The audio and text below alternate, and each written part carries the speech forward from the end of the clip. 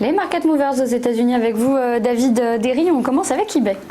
Exactement, donc eBay qui a annoncé plusieurs nouvelles cette semaine. La première, c'est la cession d'une de ses entreprises qui s'appelle StubHub à Viagogo pour 4,05 milliards de dollars. Ensuite, ils ont annoncé leurs résultats la semaine dernière, eBay, et ils ont eu des résultats plutôt satisfaisants avec un produit net qui s'élevait à 3,1 milliards de dollars et un programme de rachat d'actions qui augmentait de 3 milliards de dollars et qui portait le programme de rachat d'actions pour eBay à 4,5 milliards de dollars. Ils ont aussi dépassé les attentes des analystes qui s'attendaient à un bénéfice par action entre 72 et 75 cents. Et donc, comme on peut voir sur le graphique, ça a été quand même eu un impact assez positif. On avait commencé le mois à 34 et là on est arrivé assez rapidement à 38. Et c'est pas fini parce qu'en 2020, le groupe vise des revenus aux alentours de 10 milliards de dollars environ et un bénéfice par action d'environ 3 dollars. Donc à suivre, parce que si on remonte et qu'on recule un peu le graphique sur eBay, vous allez voir qu'ils ont connu quand même un moment assez difficile, notamment en 2018 jusqu'à 2019, et donc là ça commence à se reprendre et on commence plutôt assez bien l'année 2020 pour eBay.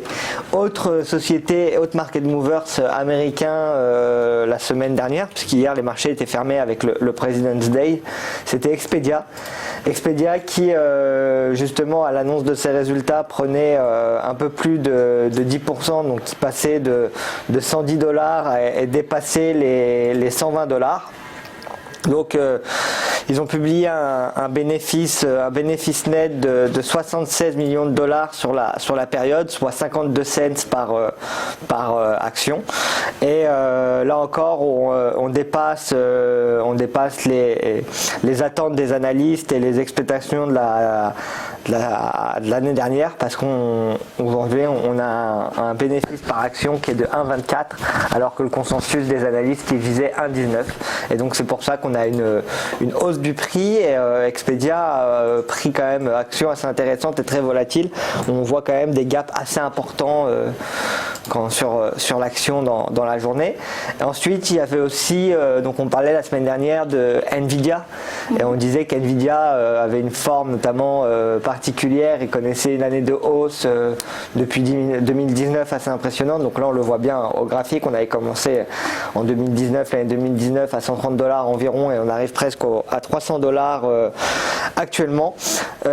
Donc ils ont eux aussi annoncé des résultats meilleurs que prévu, donc comme quoi le quatrième trimestre de l'année 2019 a été quand même assez réussi par la plupart des entreprises, et ils ont vu leur bénéfice net bondir pour l'année 2019 de 68% à presque 1 milliard de dollars, donc à 950 millions de dollars exactement, et soit un bénéfice par action de 1,53.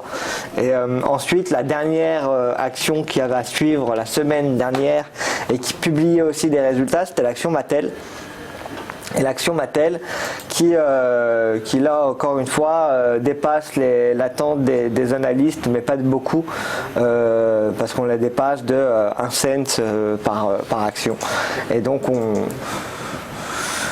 peut voir que le cours a chuté suite à ces résultats-là, et aujourd'hui on arrive à un niveau quand même assez élevé à 14,50, et on a quand même connu une année 2020 assez haussière déjà depuis le début, donc à suivre